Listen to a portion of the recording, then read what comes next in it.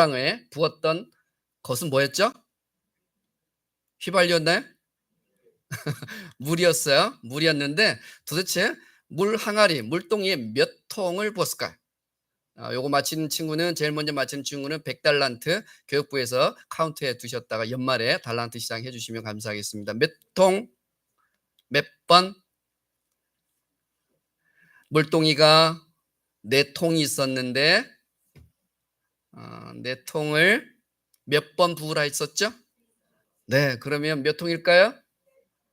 12통. 누가 명신이가 대답했니? 할렐루야. 네, 좋습니다. 물동이 12통을 부었다. 그렇게 바알 선지자들과 아세라 선지자 그리고 엘리야 선지자가 이렇게 대결을 펼친 장면이 잠깐 영상으로 보였고, 또 오늘 우리는 성경 본문을 20절부터 40절까지 읽어야 되는데 시간 관계상 30절부터 10절만 읽었어요. 설교하면서 조금씩 설명을 드리도록 할게요. 거기에 나왔던 왕이 누구냐면 아합 왕입니다. 한번 따라해 볼까요? 아합. 왼쪽에 있는 아합 왕, 그리고 오른쪽에는 이세벨이라고 하는 부인이었습니다. 그런데 이 아합 왕의 평가가 말이죠, 참 독특해요. 성경 말씀을 가만히 보니까 이 아합 왕이 이스라엘의 7번째 왕인데 오므리가 그의 아버지였고, 이 아합 왕에 대한 평가는 어떤지 한번 보실까요? 열왕기상 16장 30절에 봅시다. 오므리 아들 아합은 여호와 보시기에 어떻게 했대요? 악을 많이 했대요. 아합은 전에 있던 다른 왕들보다 어땠대요? 더 악한 왕이었다고 성경은 그렇게 그를 평가하고 있어요. 열왕기상 21장에도 보면 아합처럼 여호와 앞에 나쁜 짓을 그렇게 많이 한 사람은 없었다. 그러니까 전무후무하게 이 아합이라고 하는 왕이 하나님 앞에 얼마나 큰 죄를 짓고 있었는지를 성경은 그의 삶을 그렇게 평가해요. 아합 왕의 성적을 매긴다면 수미양가 중에 뭘까요? 가나다라 가가 아니고 수미양가의 가. 여러분의 성적 표현은 절대 확인할 수 없는 가. 100점 만점에 몇 점? 여러분이 주시고 싶은 대로 주시면 됩니다. 네, 뭐 1점, 10점. 그만큼 그의 왕의 치적은 참으로 하나님 앞에서 악한 왕으로 그렇게 평가를 받고 말았어요. 제일 중요한 이유가 있어요. 왜 이 아합 왕은 이와 같은 하나님 앞에 악한 왕으로 평가받았을까? 왜 그랬을까요? 다음 성경 슬라이드 하나 볼까요? 열왕기상 21장 26절에 그 이유를 설명하고 있어요. 읽어보겠습니다. 시작. 아합은 그의 아내 이세벨이 시키는 대로 나쁜 짓을 했습니다. 누구 때문이래요? 이세벨은 누구예요? 네, 아합 왕의 아내란 말이에요. 아내. 그런데 이세벨 때문에, 이세벨이 시키는 대로 했기 때문에 이 아합 왕이 하나님 앞에 큰 죄를 지었다고 이야기하고 있어요. 이세벨이라고 하는 여인은 이스라엘 사람이 아닙니다. 외국인이에요.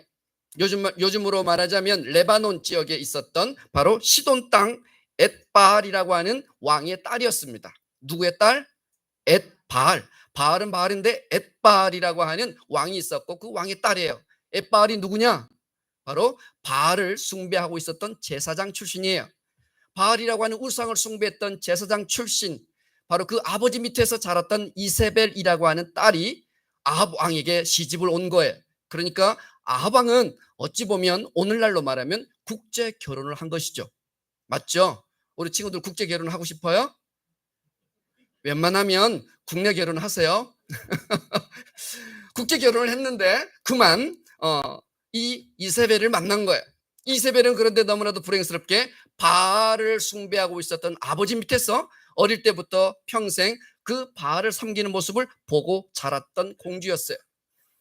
그래서 그가 전략적으로 이스라엘 땅에 시집 와서 이스라엘에서 섬기고 있는 하나님의 여호와 신앙을 다 뿌리 뽑으려고 전략적으로 견혼을 한 것이에요. 심지어는요, 그녀가 시집을 올 때 그냥 맨손으로 맨몸으로 혼자 오지 않았어요. 바알을 숭배하고 있었던 선지자들, 제사장들 450명을 데리고 왔어요. 그리고 또 아세라를 섬기고 있었던 선지자, 제사장 400명을 함께 스카우트해서 이스라엘 땅으로 데리고 들어온 거예요. 얼마나 그 결혼이, 얼마나 그 행렬이 길었겠어요. 450명과 400명의 그 선지자들까지 다 데리고 이제 이스라엘 땅에다가 이제 아합 왕과 함께 하나님 여호와의 신앙을 다 버리고 이제 어떻게 해요? 바알을 섬기는 그런 나라로 만들 작정으로, 요량으로 그렇게 마음을 품고 시집을 온 거예요. 여기서 나오는 아세라라고 하는 신은 여신입니다. 여자 신인데 바알은 이 여자 신이 낳은 아들 신이에요. 바알은 태양신이었고 천둥과 번개를 주관하는 신으로 알려져 있어서 하늘에서 비를 내려서 곡식을 잘 자라게 해서 추수할 수 있도록 도와주는 농경사회의 아주 중요한 신으로 섬겨오고 있었던 신이었던 것이죠. 아합 왕은 이세벨과 함께 결혼하면서 그 바알을 섬기는 바알신을 국교로 선포합니다. 백성들은 어떻게 하겠어요? 여호와도 섬기고 바알도 섬기고, 그러다가 이제는 누구를 더 섬겨요? 바알을 더 섬기기 시작하게 되고 하나님과 더 멀어진 그런 관계가 되고 말았어요. 누구 때문이에요? 아합 왕 때문이요? 아합 왕은 또 누구 때문이에요? 이세벨 때문이에요. 우리 친구들 저를 한번 따라해 볼까요? 우리 친구들만 저는 따라하세요. 저는 예수님을 믿는 사람을 배우자로 삼겠습니다. 부모님 앞에서 약속했어요? 여러분은 아직 애인이 없을 때이니까 미리 목사님이 가르쳐 주는 거야. 내가 함께 교제할 배우자는 반드시 예수님을 믿는 사람인지 먼저 확인하세요. 아합 왕이 하나님 앞에 큰 죄를 짓고 하나님의 심판을 받게 돼요. 불행한 왕으로 그의 삶이 마감이 돼요. 이유는 뭐예요? 결혼을 잘못했기 때문이에요. 하나님은 그런 이스라엘 백성들의 그 죄를 심판하시는데 가뭄으로 심판하셨습니다. 무려 얼마 동안 가뭄이 들어서 비가 오지 않았는가? 성경을 가만히 앞에를 보면 몇 년? 3년 6개월이나 비가 오지 않았어요. 비가 오지 않으니 어떤 곡식도 자랄 수가 없었겠죠. 이스라엘 백성들은 비를 내려주는 그 바알신을 계속 신전에 가서 섬기고 제사하고 예배 드렸는데 도무지 이 가뭄이 해결되지 않는 거예요. 그래서 어느 날 하나님께서 이제 엘리야를 부르세요. 엘리야를 부르셔서 이제 그 가뭄을 끝내는 증거, 증표를 보여주시는데 그것이 바로 갈멜산 전투입니다. 바알신은 가뭄과 흉년과 가난과 고통을 아무것도 해결해 줄 수 없지만 그러나 나 여호와는 이와 같은 너희의 고통의 문제, 슬픔의 문제를 내가 해결해 주는 내가 너희의 참 여호와 하나님이신 것을 내가 보여주겠다. 이것을 누구를 통해서야? 바로 엘리야를 통해서 그렇게 하시겠다는 거예요. 깜짝 퀴즈 나갑니다. 두 번째 퀴즈. 목사님의 설교를 지금 집중해서 들었으면 맞출 수 있을 거예요. 엘리야가 갈멜산에서 버리게 될 바알과 아세라를 섬기는 제사장은 총 몇 명이었을까요? 명신이 딩동댕동. 명신이 오늘 200달란트. 할렐루야. 엄마께 오늘 통닭 사달라 하세요. 아이들하고 함께 예배를 드리면 이런 즐거움이 있죠. 네. 이 아이들이 자꾸 이제 자라고 고등학교 졸업하고 대학생 되잖아요. 엄마 아빠하고 한 공간에서 함께 예배 드리기 어렵습니다. 함께 예배 드리는 그 한 날 한날을 소중하게 여시길 주의 이름으로 축복합니다. 선배들은 다 알잖아요. 이미 저희 아이들도 다 대학생이 되었고 성인이 되어서 한 교회에서 함께 예배 드리는 게 쉽지가 않습니다. 이 전투의 대결의 규칙은 룰은 분명해요. 마른 장작 위에 송아지 제물을 올려놓고 어떤 신이 진짜 불을 내려서 이 제물을 다 불태우느냐, 불의 신이 이기는 것으로 그들이 룰을 정했습니다. 우상 숭배를 했던 바알과 아세라의 그 제사장들 다 동의했어요. 옳거니 그렇게 합시다. 그러고서 먼저 그들이 바알 앞에서 무릎 꿇고 숭배하면서 막 제사를 드리는데 그 바알이 응답이 있어요, 없어요? 없지요. 네, 왜요? 바알은 그냥 사람들이 만들어 놓은 우상일 뿐이니까요. 나무 목상일 뿐이니까요. 돌상일 뿐이니까요. 아무것도 응답할 수 없었고 아무것도 반응할 수 없었어요. 그것이 바로 우상의 실체예요. 하나님이 그것을 보여주신 거죠. 이제는 엘리야가 하나님 앞에 기도할 차례예요. 엘리야가 하나님 앞에 기도했을 때 어떻게 되었어요? 아까 보니까 기도하자마자 그냥 하늘에서 하나님의 불이 임하는 것을 보게 됩니다. 우리는 여기에서 몇 가지 교훈을 좀 생각해 볼 필요가 있어요. 이분이 엘리야의 모습인지 아직 몰라요. 검증되지는 않았어요. GPT가 그려준 거예요. 여러분이 다시 GPT에게 뭐 요청하면 아마 다른 그림으로 보여줄 거예요. 엘리야 그는 누구인가? 헨리의 성처럼 나타났어요. 850대 1 전투 대결에서 하나님께서 사울 우리 아군 하나님의 편 그 사람을 어떻게 스카우트했는가, 어떻게 캐스팅되었는가, 누가 캐스팅되었는가, 그가 바로 엘리야인데 이 엘리야를 성경에서는 아주 독특하게 우리에게 설명해줘요. 성경 본문에 보니까 이 엘리야는 열왕기상 17장 1절에 보니까 길르앗 땅 디셉 사람 예언자 엘리야 이렇게 나와요. 그의 아버지 이름이 나와야 안 나와요? 아버지 이름 없죠? 그는 어느 지파 사람인지 나와야 안 나와요? 안 나와요. 디셉은 어디예요? 유명한 동네가 아니고요. 요단강 동쪽 편에 있는 산골 마을에, 그러니까 거기는 목축업을 하는 그런 농경보다는 목축업을 하고 있었던 그런 산촌이에요. 산골. 그게 바로 디셉이에요. 엘리야를 설명할 때 성경은 그에게 디셉 사람 엘리야 이렇게 이야기하고 끝나요. 그렇다면 이 엘리야라고 하는 사람의 아버지도 안 나오고 족보도 없고 가문도 모르겠어요. 그래서 성경은 그냥 아주 심플하게 디셉 사람 엘리야라고 말하는 그 이유는 그가 바로 흙수저였다는 걸 뜻하는 거예요. 뭐라고요?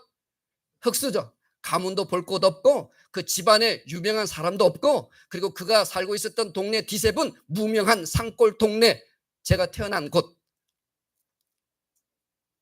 아무도 이해를 못 하시네. 제가 지리산 산골에서 태어났잖아요. 토끼하고 함께 발 맞추면서 겨울을 지냈어요.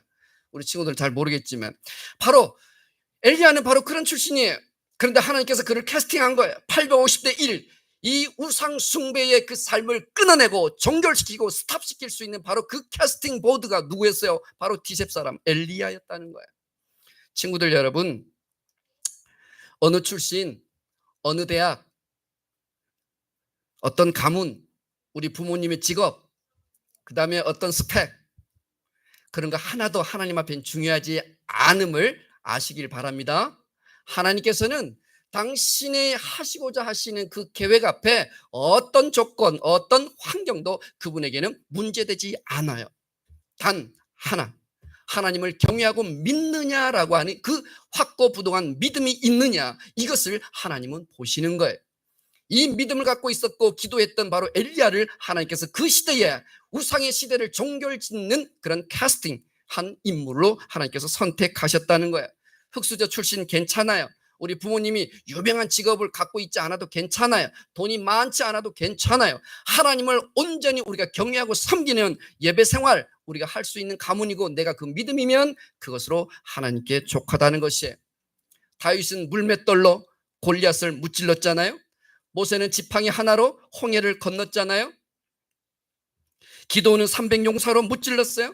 기생 라합과 모함 여인 룻이 예수님의 조상이 되었어요. 다 이방 여자예요. 오병이어의 도시락으로 예수님께서는 5,000명을 먹이셨어요. 작은 것을 통해서 일하신 하나님, 내 삶이, 내 가정 형편이 그렇게 넉넉하지 않고 힘들고 어려운 상황 가운데 있는 것, 이것이 도리어 우리에게는 은혜일 수 있습니다. 왜요? 하나님께서 바로 그 긍휼한 마음과 가난해진 그 마음 가운데 역사하실 수 있기 때문입니다. 기도하는 사람, 하나님이 참 신이라고 하는 그 확고부동한 그 믿음, 하나님만을 섬겼던 엘리야를 하나님이 선택하신 거예요.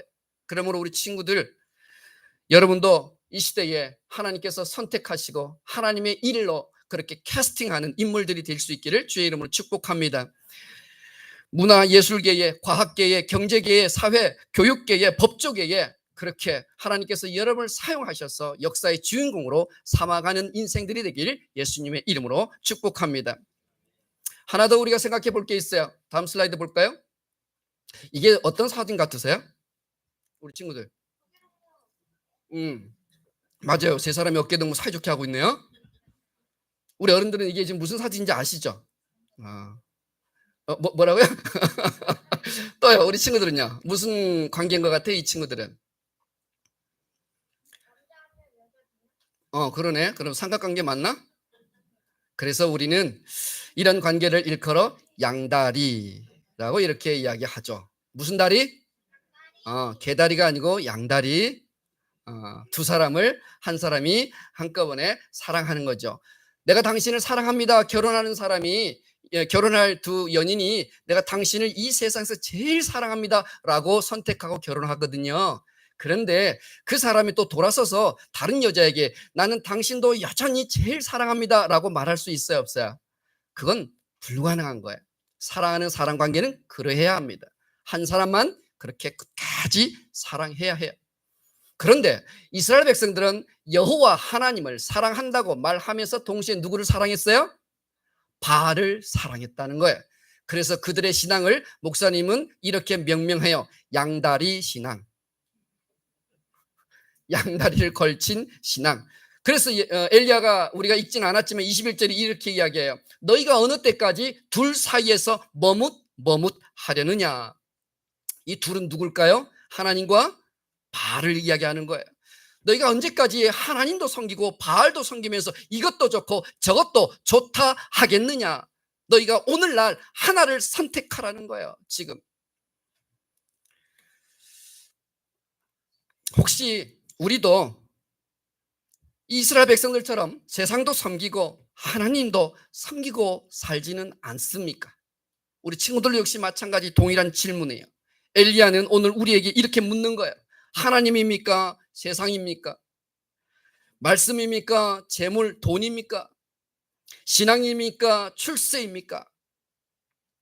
무엇을 선택하고 무엇을 버려야 할까요?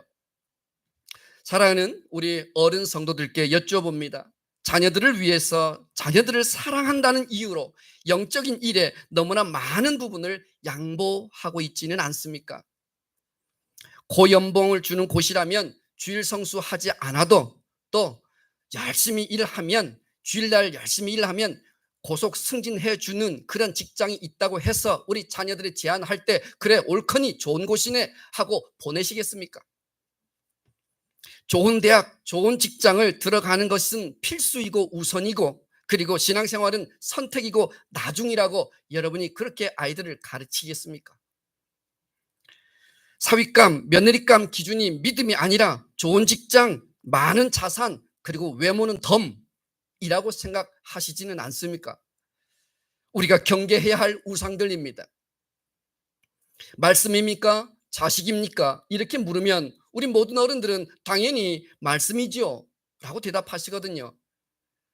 그런데 좀 더 깊이 우리 자녀들을 내가 지금 어떻게 양육하고 훈육하고 있는지를 생각해 보면 사실은 하나님 앞에 내 자녀들이 벌써 나의 우상이 되고 있는 것을 우리는 쉽게 발견합니다.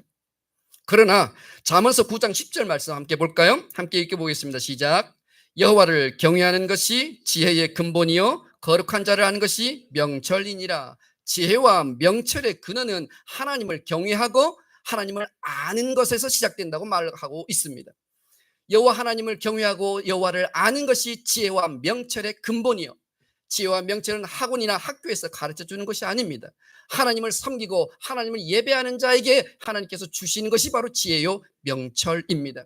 그런데 우리는 이것들보다 학원에서 공부하는 것을 더 먼저 중요하게 생각하게 하는 순간 이와 같은 하나님의 말씀을 우리는 저버리는 경우가 종종 생깁니다. 좋은 학교 가고 유망한 직장을 얻고 고연봉을 받고 그래서 출세한다고 생각해 봅시다. 그런데 출세하느라고 하나님 예배드린 것을 소홀히 하고 그리고 믿음을 잃어버리고 그리고 천국 소망도 없게 되었다면 정말 출세한 거 맞습니까? 성공한 거 맞습니까? 자녀를 사랑한다면 왜곡되고 변질되고 불완전한 우리의 사랑을 멈춰야 합니다. 첫 단추를 잘 꿰어야 한다는 것입니다. 우리 교육부 친구들에게 물어볼게요. 신앙훈련이 먼저예요? 입시학원이 먼저예요? 예배가 중요해요? 컴퓨터에서 게임하는 게 중요해요? 말씀 공부하고 기도하는 시간이 먼저예요? 드라마 보고 영화 보고 친구가 놀러 가자니까 주일 성수 안 하고 놀러 가는 게 더 좋아요? 아무도 대답을 안 하네. 무엇이 정답인지는 알겠는데 내가 그렇게 하지 못하고 있기 때문에 마음에 찔림이 있어서 그런 줄 저는 믿습니다. 주님께서 말씀하셨어요. 마태복음 18장에 이렇게 말씀하세요. 손과 발이 죄를 짓거든 그것을 잘라버려서라도 영원히 꺼지지 않는 지옥불에 들어가지 않도록 조심해라. 너희의 눈이 죄를 지으면 너희의 한쪽 눈을 빼고서라도 외눈으로라도 너희가 천국 가며 영생을 얻는 것을 위하여 노력해야 한다라고 주님이 우리에게 분명하게 말씀하세요. 그분은 우리 삶의 원리와 원칙, 우선순위를 아주 분명하게 극명하게 우리에게 가르쳐 주셨다는 거예요. 신체 부위를 하나를 잃고서라도 지옥이 아니라 천국을 가야 된다고 주님은 우리에게 가르쳐 주셨어요. 천국을 차지하고 천국에 들어가기 위해서 어떤 희생을 각오해야 하든 그 희생을 각오하고서라도 천국을 포기할 수 없는 것이라고 우리에게 말씀하고 계시는 거예요. 그것이 인생의 첫 번째 단추라고 주님이 말씀하시는 거거든요. 구원입니까? 출세입니까? 영생입니까? 성공입니까? 천국입니까? 지옥입니까? 천국도 가고 구원도 얻고 영생도 얻으며 세상에 성공할 수 있으면 얼마나 좋겠습니까? 할렐루야. 저는 우리 자녀들이 모두가 천국과 영생의 소망과 그 예수 그리스도의 구원의 놀라운 확신을 가질 아이들이 될 뿐만 아니라 거기에 이 세상 가운데서 감당할 수 없는 그 분야의 전문가들이 되고 인정받을 수 있는 존귀한 자들이 될 수 있기를 예수님의 이름으로 축복합니다. 그러나 중요한 건 있습니다. 그렇게 되기 위하여 우선순위 첫 단추를 우리가 분명하게 해 주어야 한다는 것입니다. 그것이 부모와 저와 여러분의 첫 번째 사명이라고 저는 믿습니다. 세 번째인데요. 예배 제단을 다시 쌓아야 한다고 엘리야는 우리에게 가르쳐주고 있어요. 30절에 보니까 이렇게 표현되어 있거든요. 여호와의 단을 수축하였다 이렇게 되어 있어요. 수축하다라고 하는 말의 의미가 뭐예요? 다시 쌓는 거예요. 이미 있었지만 무너지고 허물어진 제단을 고쳐서 쌓는 것을 수축한다고 해요. 이건 뭐예요? 여호와의 제단은 곧 예배의 단을 의미하는 거예요. 정성을 다하여 온전한 마음으로 하나님께 예배할 때 하나님의 불이 임한다는 것을 우리에게 가르쳐주고 있는 것입니다. 정성스러운 준비가 필요해요.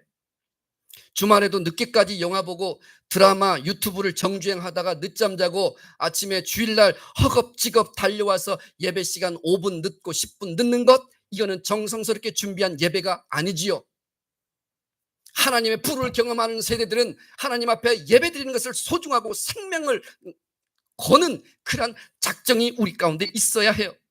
엘리야는 그것을 우리에게 다시 가르쳐주고 있는 거예요. 다시 그 12돌을 하나하나 하나님 앞에 다시 쌓아 올리면서 너희가 그 예배의 삶을 회복해야만 하늘에서 하나님의 불을 경험하는 세대가 될 것이다. 너희 인생 가운데 있는 우상을 종결시킬 수 있는 그 원리와 힘은 바로 너희의 예배에서 시작된다라고 엘리야는 우리에게 가르쳐주고 있는 것이에요. 여러분, 저는 송구에서 그렇게 하지는 못하고 있지만 참 마음이 그럴 때가 있어요. 어느 교회는 아십니까? 11시 예배 시작하면 현관문 닫는다는 걸 아십니까? 여러분 시험 들까 봐 제가 그렇게 하지는 못합니다. 그러나 큰 교회들은 다 그렇게 해요. 본당 못 들어오게 합니다.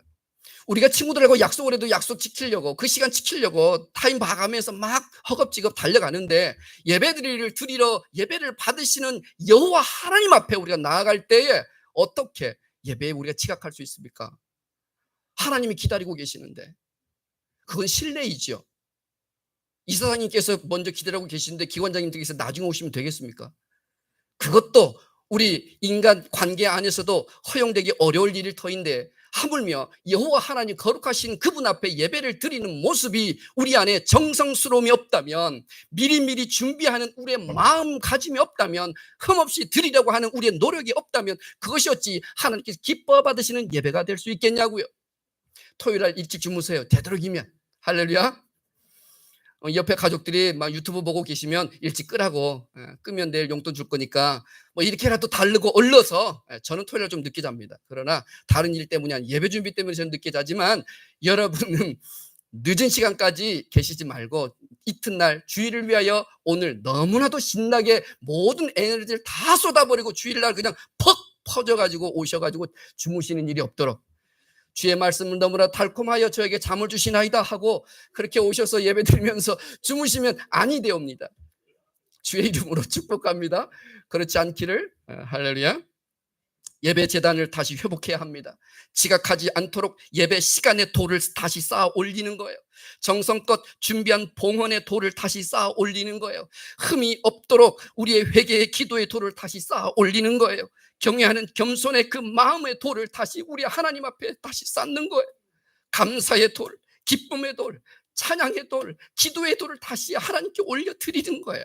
바로 이 온전한 하나님과의 예배, 그 예배 가운데서 만나주시는 하나님의 그 연합과 그 일치가 바로 하늘의 불을 경험하게 하실 줄 믿습니다. 저와 여러분, 주님 앞에서 생명을 건 예배에 성공하는 자들이 될 수 있기를 예수님의 이름으로 축복합니다. 마지막 하나만 더 하고 마치겠습니다. 우리는 여호와만 섬기는 종이어야 한다는 것이에요.